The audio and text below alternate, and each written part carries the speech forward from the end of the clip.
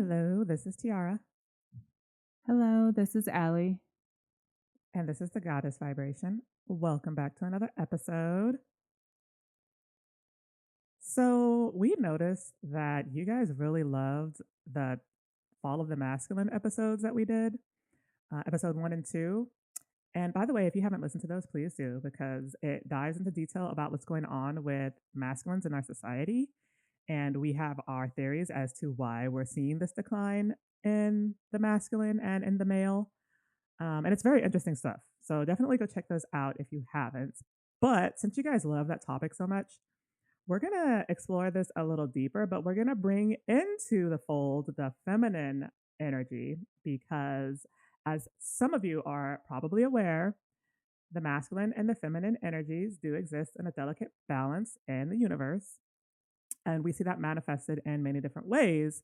We also see that what happens when those energies get out of alignment, not only within ourselves, but also in our society and within each other.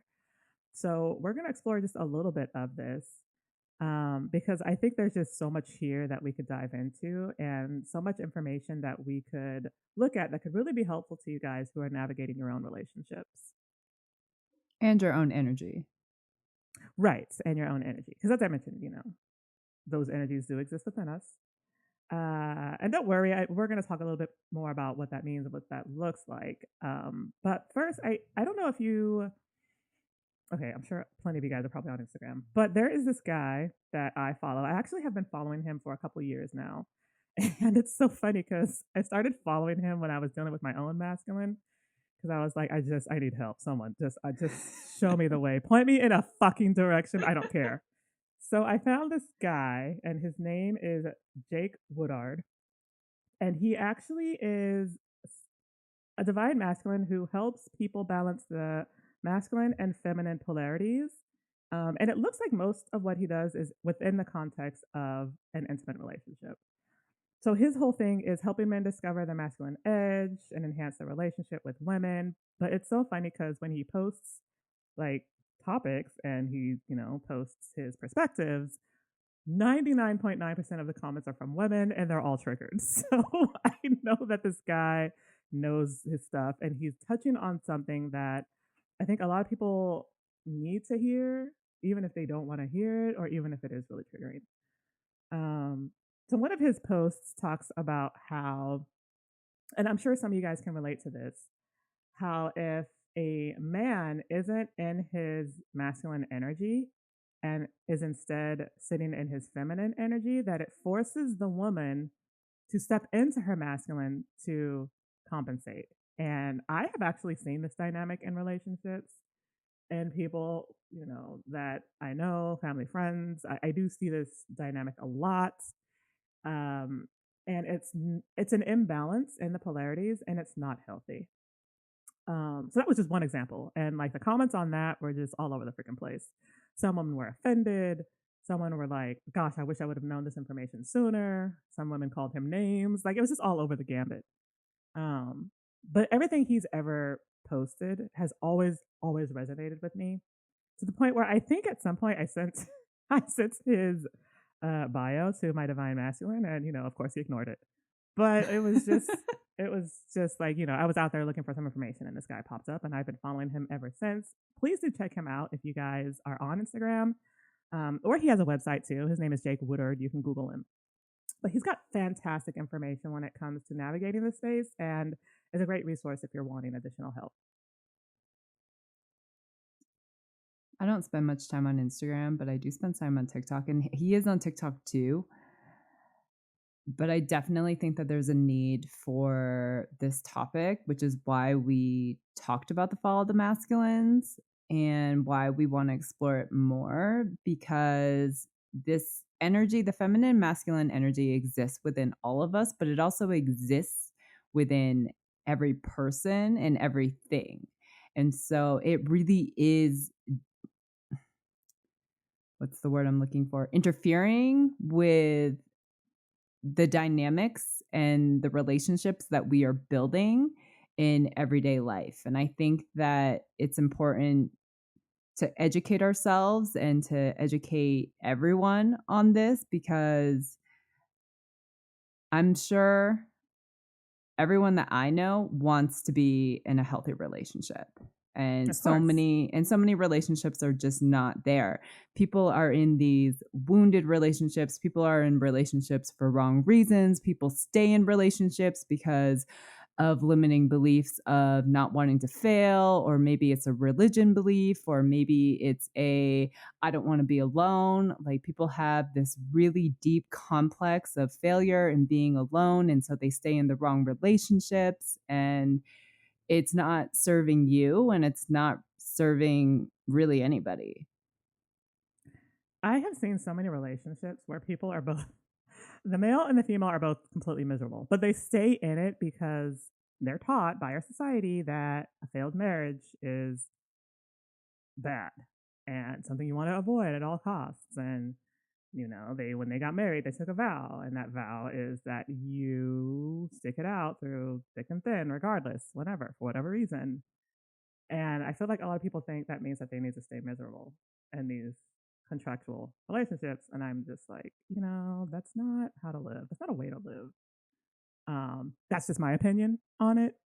Obviously, if you're in a similar dynamic, it's up to you completely what you're going to do.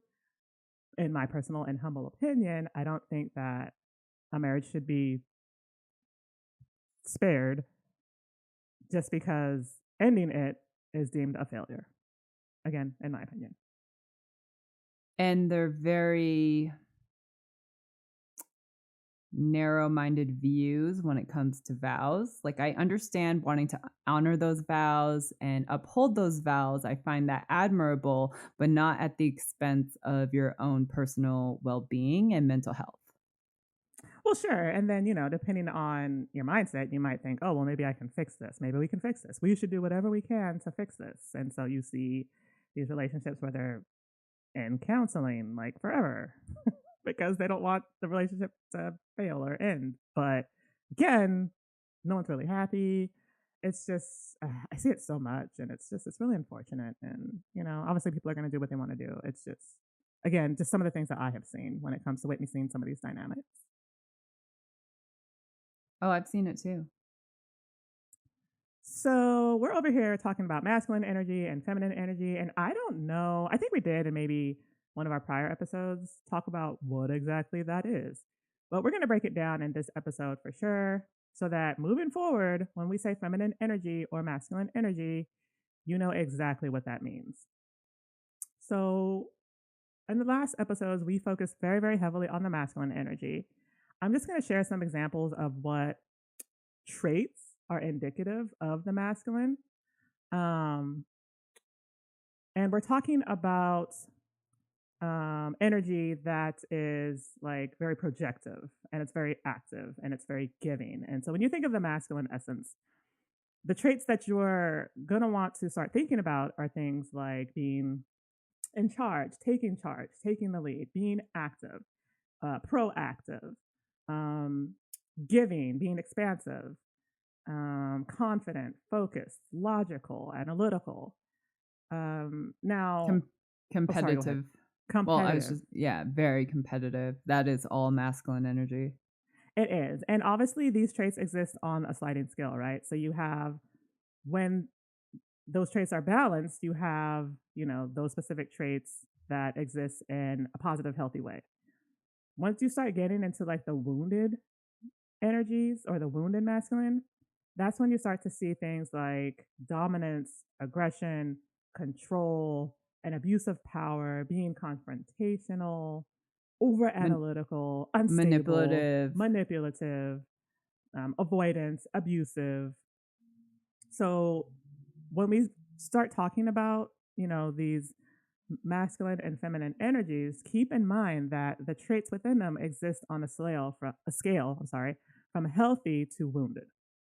So I'm going to shift over to the feminine and describe some of the traits that are indicative of feminine energy.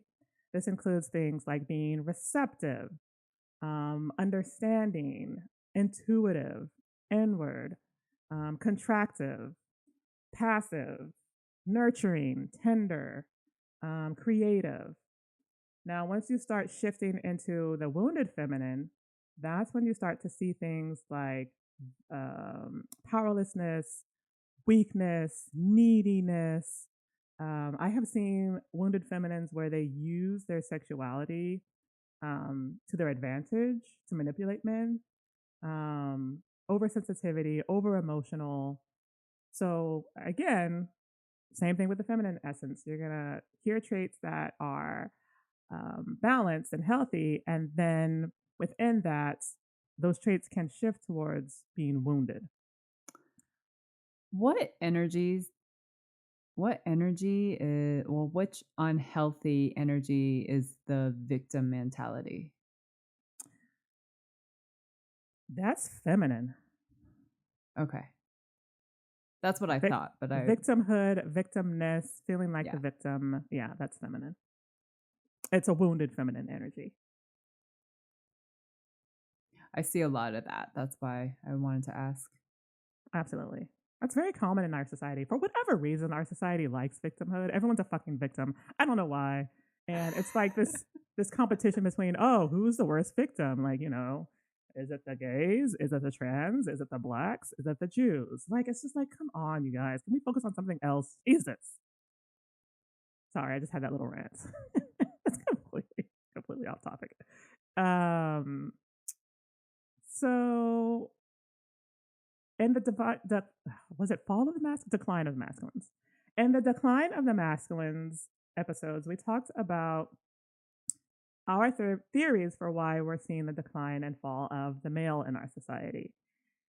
And I am I'm at this point 100% convinced that it is because the masculine energy in our society amongst men has shifted into a wounded state.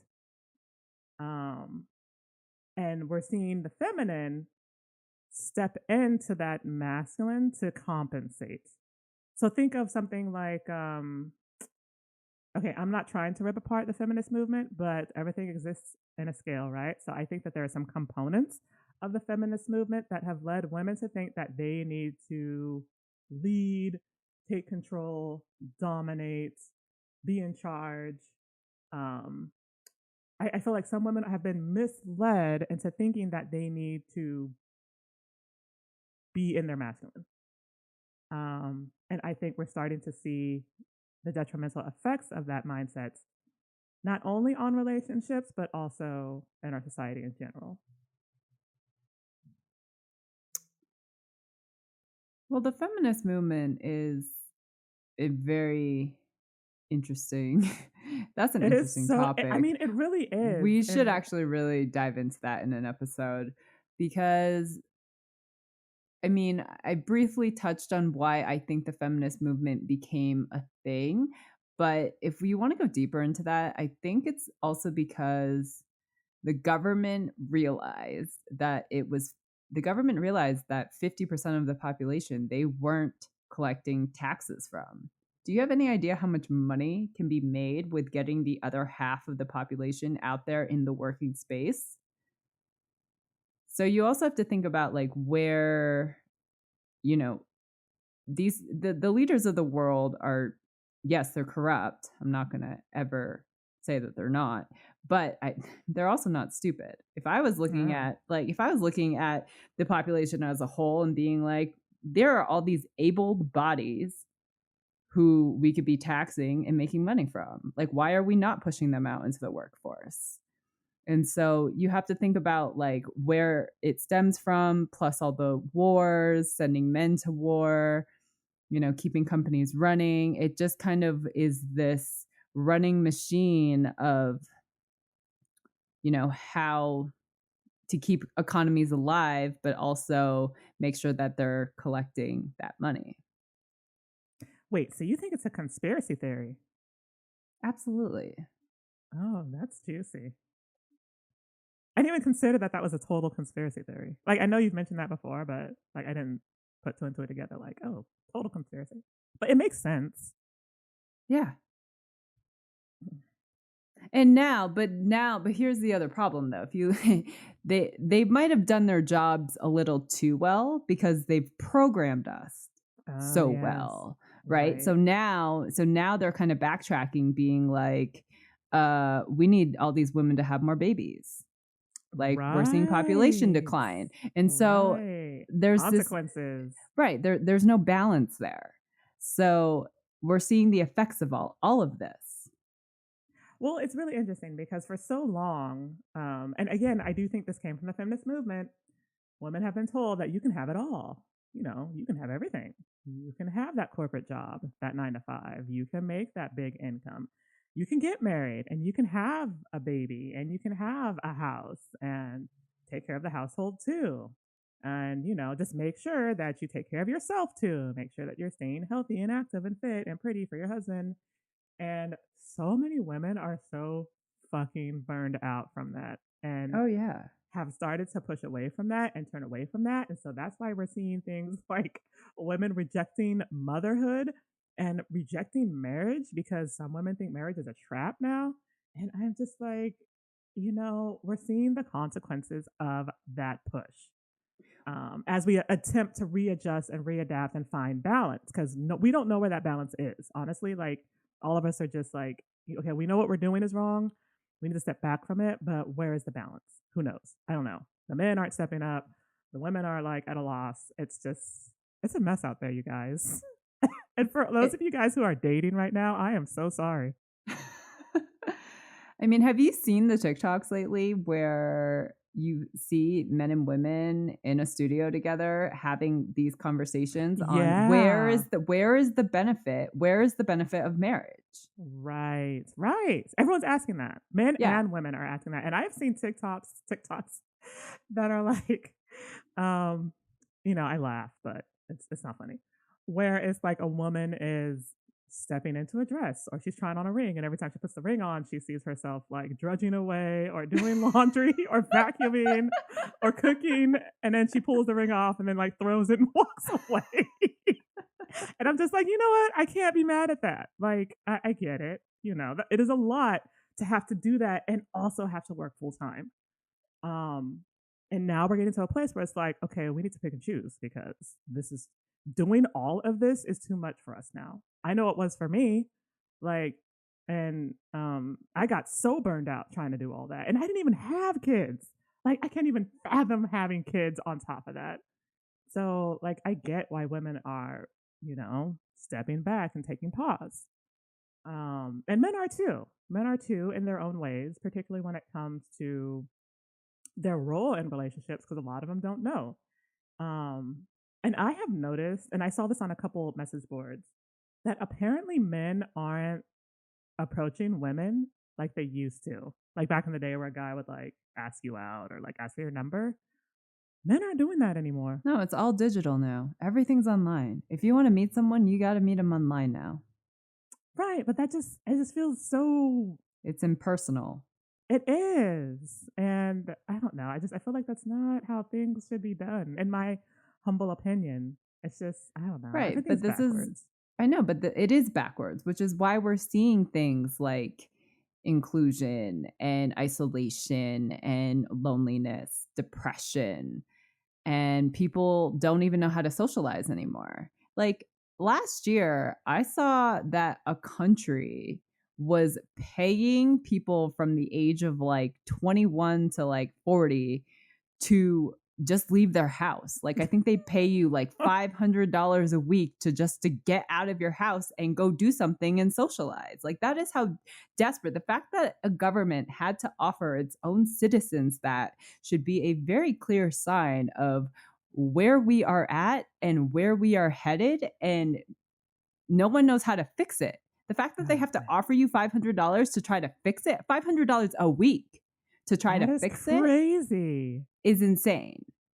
That is. And I mean, that's just one example. So we're also seeing countries that are paying women to have babies because Oh, of the yeah. population decline and because women are just like, nah, fuck that. Yeah. Um, I know that in Japan, I saw a couple uh, documentaries about this. Women have started to like stop dating for one, and they have pets, and the pets are their babies. And we see that a little bit here in the West too, but I'm talking about like a dog, and they dress it up and they prance it around and they show it off, and they put it in a stroller, And it's like and they don't date. And that's what they do. And they're happy. And that's what they want. And I'm just like, wow. All right. That is, I guess, where we're all headed.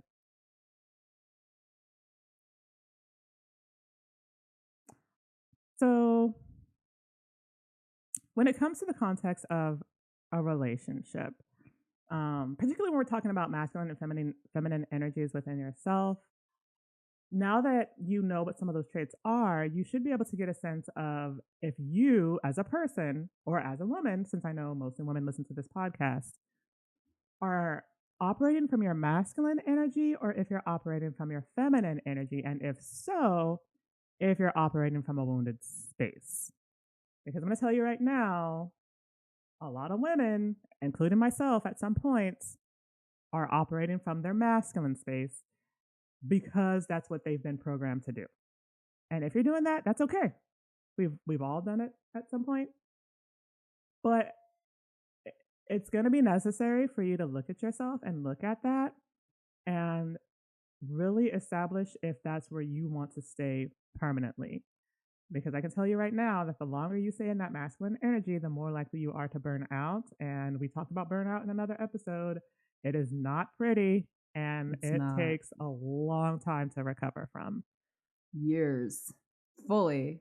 Fully recover takes years, and no Oh one my has that God. luxury. No one has that luxury. Yeah. Um, so I'm just going to use myself as an example because I'm actually creating a program around this. I'm creating a program around burnout and helping women escape that and heal. Um, but at one point, so my personality type has always been like the go getter, the type A, like, I'm the badass. I'm going to get that 6-figure job. If I need to steal your job, I'm going to do it because I already know I'm more capable than you. Don't test me, don't challenge me.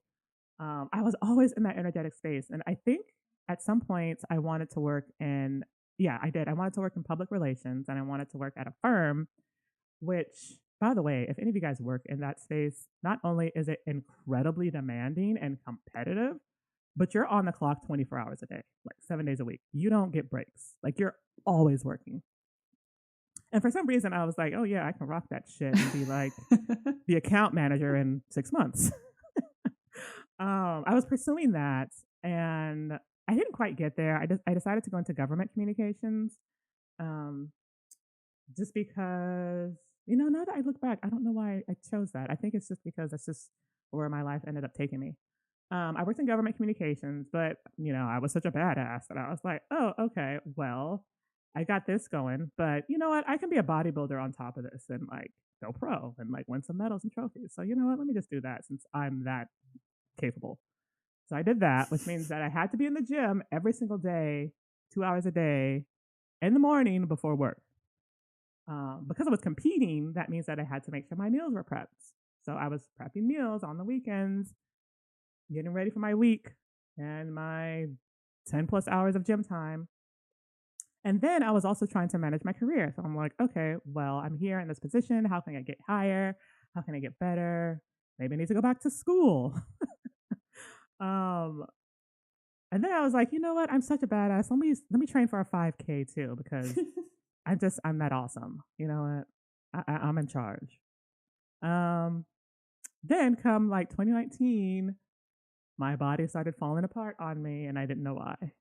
Now the thing about bodybuilding is if you're competing, like you have to be losing weight, like you have to be like slimming down, and that process in and of itself is very stressful on the body.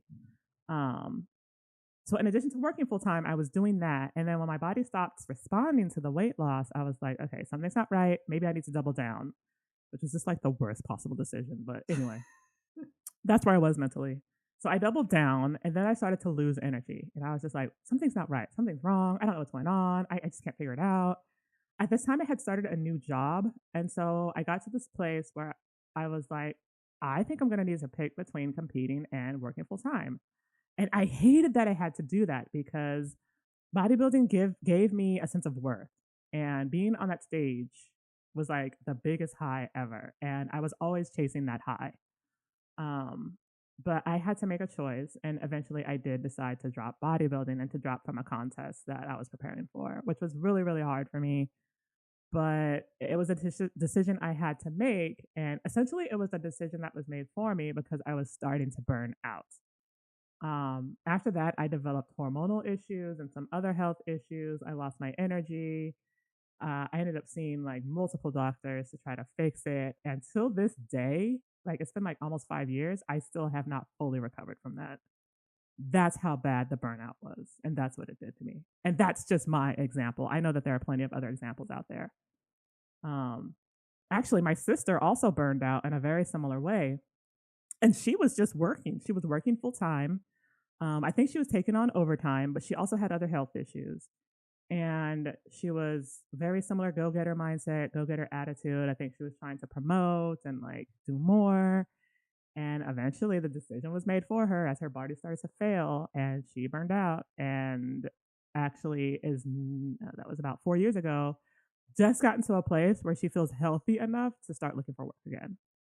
And okay, so that's two examples of what this can do to you. My third sister, baby sister, also burned out, but we're not going to even get into her example because she went to nursing school and that was like a whole different thing. But that's essentially what it can do to you. So for you guys who are in that masculine energy, like I highly recommend you step back, take pause, and reevaluate, and find a way to figure out not only why you're sitting in that masculine energy, but how you can get back into your feminine essence. Because that is where happiness and peace and contentment exists, is when you're existing in a state that was naturally made for you. Yeah, but what about the people that don't really it's not that I believe that people don't not want to be in like women want to be in their feminine energy. I feel like women feel like they have no choice. I absolutely understand that. And again, because we've been programmed that we need to have it all and that, we need to do the work that we need to do to get ahead and to survive. Like, I completely understand. I know that there are women out there who are single mothers who have no choice. Right. I was gonna say because it's more than that. It's the fact that the cost of living is outrageous, Oh, it right? is. And Absolutely. that's what I'm saying. So it's like that's why we're seeing if any of you spend any time on TikTok, like you will see these people sitting in their cars crying, saying, I work 3 jobs. Oh, I'm yeah. close to burnout. I don't know how to put food on the table. I'm drowning in credit card debt. I'm working in 3 jobs and I still can't catch up. I'm trying so hard not to use my credit card, but I don't have any choices. So it's like, it's not that people don't want to be in their feminine energy. It's the fact that something weird is happening on our planet right now that's forcing people to feel like they don't have any choices and they have nowhere else to turn. Right. But there's always a choice. If there's one thing I have learned on this journey, it's that there is always a choice. You always have a choice. Maybe it's not the one you want. Maybe it's not the one you would ever see yourself doing, but you always have a choice.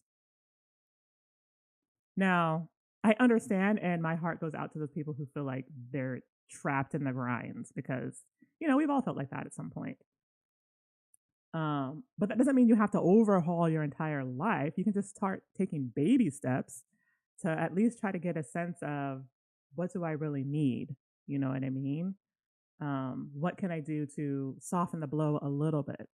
Do Right. I have friends? Do I have, um, loved ones who can assist me? Do I have a community that I can reach out to? Is there a support network somewhere? Um, and that goes back to the need for community, which is that's a whole other topic, man. Communities and the need for those communities like we used to have. But you can start taking baby steps, like little things here and there, to try to readjust you or at least give you a little bit more of a sense of balance. Again, not needing to overhaul your life completely, but just take steps here and there because that's what I did. I took steps here and there and eventually was able to get to a place where I was able to make a drastic shift because I took those steps initially. I hope that makes sense. It does make sense, but you have to be able to be okay with making those changes. And I think that's where a lot of people get very stuck in their own head and they get stubborn about it. Like if you're used to a certain lifestyle or if you're trying to upgrade your lifestyle, it's really hard to go backwards. It's really hard to give up simple pleasures. And it's not always comfortable, but something that I have learned because I also was like this go getter and I did have a good job and I paid off all my debt and I figured it out and I got stuck in I I did get caught up and stuck in the whole like materialism as success. And I think a lot of people do that. I mean, we're also programmed. It's like, you have been successful when you're married with a white picket fence and the two-car garage and, your big house. And so, that's what we all strive for because we think that is success. Hmm. And so at some point I did get to that point where it's like, yeah, I was like affording things my parents were just like, who are you? Because my parents lived a very simple life. Like my parents, like they weren't minimalist, but they lived comfortably and they never lived beyond their means and they never took on debt. Um, I was very fortunate to have grown up in that environment, learning that debt is not the way to go. If you can avoid it, avoid it. But at the same time, credit is very important if you want things like an apartment or if you want a car. So they taught me that financial balance at a very young age. So I was very fortunate for that. Hmm. But I will say that materialism materialism is for other people. It's not for yourself, right? It's like you want to appear successful to other people. But Yeah. something that I've learned when I started traveling, because I lived out of a backpack. I backpacked I backpacked the world for 9 years, living out of a backpack. And I left so much junk and shit in a storage unit at home that I was like paying to hold on to for years and years and years. And I realized while I was backpacking, I'm surviving from a 20-pound bag. 20 pounds. I'm still alive and I'm healthy. And I was just like, why was I working so hard? And the amount of money that I probably wasted on things like shoes and handbags and clothes when I was just living such a simple life out of a 20-pound bag. It was a lesson I needed and I very much appreciate. Wow. Okay, so this is slightly off topic. You said that you had a 20-pound bag? Yeah, 20 pounds. So I'm getting ready to fly over there to Colombia, and the limits for packing, it used to be 70 pounds, didn't it? No, it's always been 50. Ah, shit. I could have sworn it was 70 at some point. Okay. Well, they have increased the additional bag fee because it's now $100. For 50 pounds? Yes. That's so stupid. That's so ridiculous. Anyway, sorry, off topic. I just needed to complain about that. um, so yeah, I feel for you guys who are struggling and caught up in that grind and dealing with that societal program and that programming that has you feeling stuck and trapped. This is why we're seeing the emergence of things like, again, I've seen this on TikTok. Uh, it's silly and it's stupid, but it's funny and I get it. There are women who are looking for millionaires and billionaire boyfriends and husbands so that they can stop the grind. And I get it. Like, I completely understand. You know, if I was a different person, I'd probably do the same thing. Um, but women are trying to get back into that feminine essence. And so that's why they're looking for men who can provide, because that was the traditional dynamic, is that the woman nurtured and the man provided. And that's how nature intended. Um, so I look at that as an attempt for women to find that balance again, to go back to that balance and go back to that natural state that they were intended to be in. I also see women, mostly black women, they're looking for white guys because, to us black girls, white men have money. So there are a bunch of girls that are like doing this thing called hard wig, soft life. And it's silly, but it's so funny. Basically, they're saying that if you're black and you wear a wig, you can attract a white man. So Oh there are my women god. creating TikToks of themselves wearing these wigs, and they're like, "I'm gonna go get my white man." And I'm like, you know what, girl, you do that. You do that. Um, I know it's silly, but it's so funny. That's why I love TikTok. But no, it's an attempt at women trying to restore that balance. And some people will say, "Oh, they're just gold diggers," and I'm just like, well, I don't see anything wrong with a man providing for his woman. I mean, if that makes her a gold digger, I guess.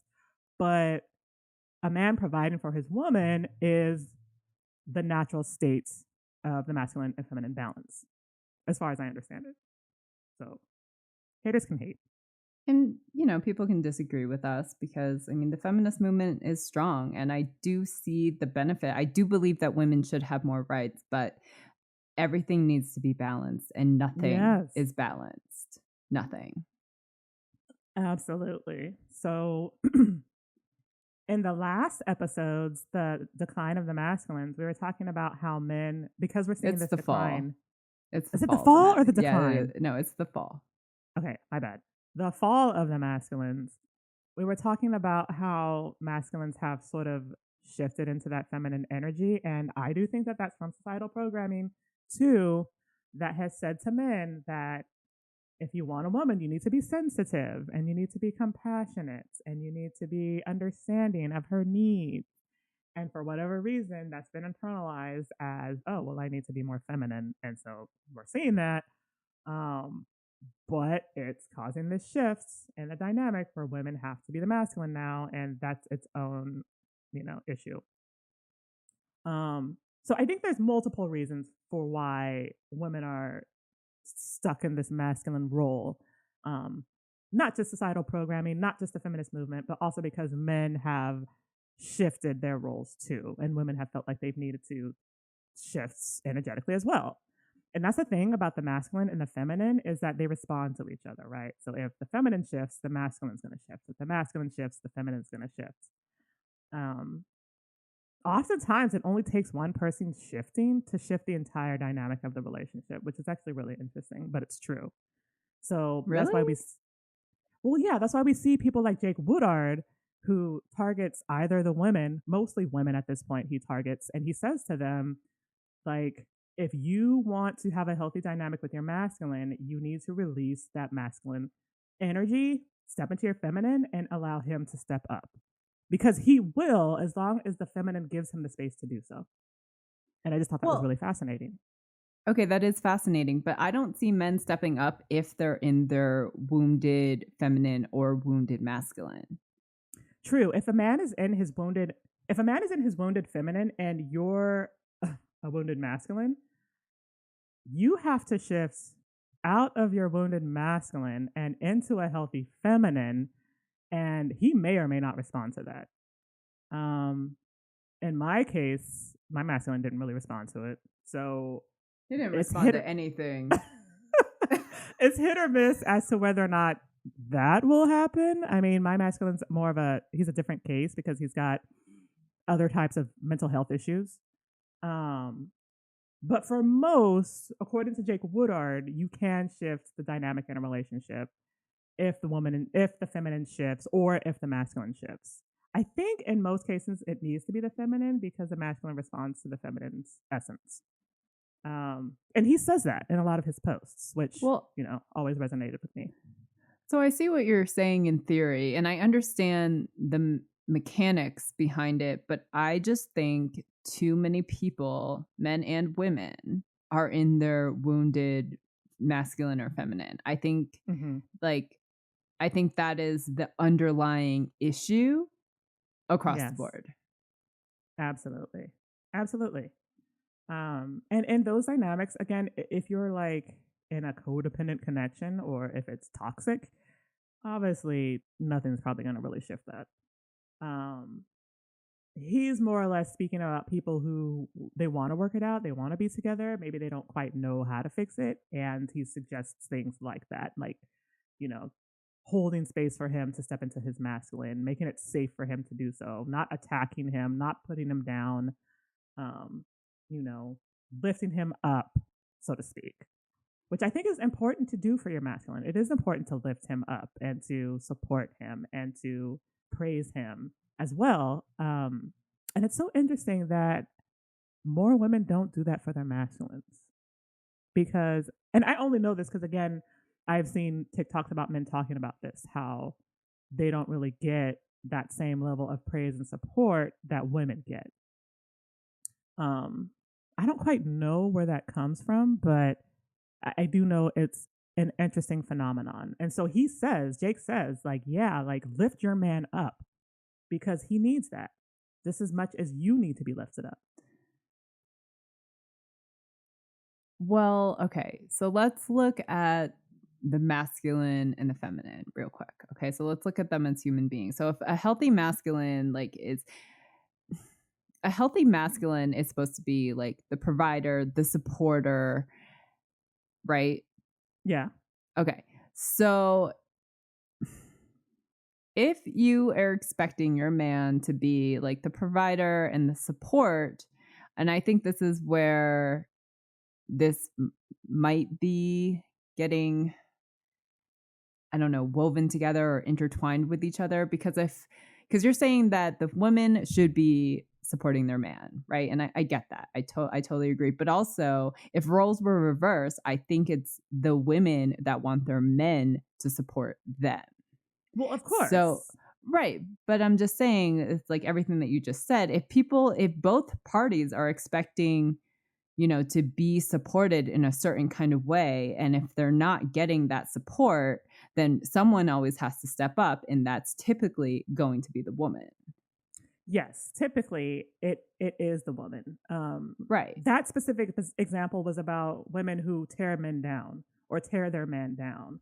He's Okay. advising not to do that because it maintains the disharmony between the masculine and the feminine. He's saying instead to provide support to the masculine, to lift him, to encourage him, that Right, kind of thing. but women also, I'm not condoning that behavior, but I am saying that women eventually get fed up, Oh, right? yes. If you're doing all those things and holding space for him and trying to support him and lift him up and he's not responding, then yeah, girl, walk. I'm not saying do that. I'm just saying, I'm assuming that Jake has seen these type of dynamics and has suggested that to shift them. And I'm not saying every relationship has that dynamic. That was, again, just one example. And it is one I've actually seen before. And the one that I'm talking about is one that I've lived before. Of course. Of course. So, yeah, definitely go look at some of his writings and his blog and his work. It's fascinating stuff. And it's stuff that we haven't fully embraced yet. Again, because I just see some of those comments and I'm just like, wow, girl, calm down. He's right. Um, but a lot of it Well, makes sense. it does. A lot of it does make sense. And I just think that we're in a sensitive time. We And are. I don't know when people decided to get so sensitive and take everything so personally and take everything so literally. But Oh it's like my God. you can't even joke anymore without someone getting offended. And people, I don't understand why people have, I don't know how we got here, but it's actually destroying society as a whole, because no one feels safe enough to speak freely. No one feels safe enough to even crack a joke without someone getting offended or worried that they're going to get sued. And it's just like, I don't know how we got here, but as Tiara said earlier, like it's just a mess out there, and I don't know how to fix it. I wish I did know how to fix it, because it is exhausting and it's tiring. And we are, as a society as a whole, the whole world, we are very close to total burnout. And I don't know what's going to happen if and when we get there. Oh my gosh. You were talking about like how we can't have simple dialogue. And that's a shame because I want to say for the past couple years, all you really have to do is have an opinion and you can get canceled, regardless of what the opinion Exactly. is. And That's I'm just what like, I'm saying. Cancel culture has just taken over. And that's what I'm saying. It's like if people can't speak freely or have an opinion or, you know, if we're always constantly worried about the other person, then we're never living authentically. And when we don't live authentically, that's when we go into these wounded states. We start to lose ourselves. absolutely. Absolutely. I know I've been scared to, express my opinion authentically, but, I mostly got over it. I still don't want to get canceled, but, we have created this platform. And a big part of that was to overcome that fear of authentic expression. So no, I get it. I'm witnessing it. I'm hoping at some point we're gonna reject cancel culture. I can see little bits of that happening in some spaces, particularly in the comedic space and like stand up space, where people are just like, you know what, fuck canceling me. You want to cancel me? Fine. I'm gonna drop this joke anyway. And I'm just like, yes. But we have a long ways to go, like a very long way. And I'm talking about the West, specifically the United States. Yeah, the United States is a hot mess. Yeah, we are. But we have pretty good fast food. For every downside, there's an upside. Yeah, until you see all those TikToks about how all the food is poison in the United States, and so I really knew you were going to go there. until nothing is ever safe. Well, you're the one who brought it up the other night. You were just like, yeah, so the American government's being sued because this certain ingredient, and I don't remember the name of it, like everyone's suing because it causes cancer and it's in all of our food. So I was talking about glyphosate. If you guys don't know what that is, you can Google it. It is a herbicide that is very prolific in the United States. For some reason, this specific herbicide is in everything you could possibly buy, which makes no sense. Like it's an Correct. herbicide. Why is it in my cookies? Like that's what I mean. Like it's fucking everywhere. So there have been a couple lawsuits against Bayer about this because people are getting sick and they're blaming this specific ingredient, which, by the way, the World Health Organization has deemed a possible carcinogen. So I don't know why the US was like, oh, well, let's put it in everything. Okay. That and Red 40, you guys. Stay away from Red 40. Oh, gosh, if you can. Like at this point, I just like don't try. I'm just like, well, I'm gonna get some of this in me anyway. I guess when I move to Colombia, I'll just do a detox. Maybe I'll still live to, I don't know, C50 if I'm lucky. That was very dark. I'm sorry. I'm sorry. But anyway, that's what's going on in the US. There's just so much going on here. And so many people are just like, what are we going to do with ourselves? One of those things that we can do is sue. So that's what a lot of people are doing. So yeah, don't everyone trying to get to the United States. I don't recommend it. Really don't. No, keep going north to Canada. Like, at least they care a little bit. They've got No, healthcare. Canada is a hot mess. You want to stay far away from Canada too. Okay, well, if you're going north, where does that lead? No, you want to come south. Oh, okay. Well, it just seems like a lot of people are like, going that way. No, So no. you're saying they should. People are either coming south, like Mexico, Colombia. People are going to like Argentina, but people are also going east to Portugal. Portugal is a hot little Yes. place right now, and then everyone else is trying to get to Eastern Asia. But those are Right. the hot places. So it's like Korea. People would love to go to Japan, but it's so hard to get into Japan. So most people are headed south though, but south makes sense, right? Because it's like you're in the same time zones as the United States. It's a quick like 3-4 hour flight. It takes me 3.5 hours to get to Miami. So it's like it's far enough away, but it's close enough. You're still in the same time zone, so it's easy to communicate. It's still easy to work remotely. So, I mean, once you get to like Korea, you're on like a 14-hour time difference. Like that just makes communicating hard if you have strong ties to your family in the US. Portugal's like a 5 or 6 hour time difference. So Right. So yeah, there are options. I do know that in South America specifically, apparently that's going to be a safe haven if and when World War III breaks out. Something about the bombs. I don't know. I don't know exactly what it is, but I just read that South America would be one of the safe havens. well, yeah, but no place is going to be a safe haven if all these solar flares actually happen and knock out telecommunications and electricity. Can you imagine that happening while World War III breaks out? How insane that would be.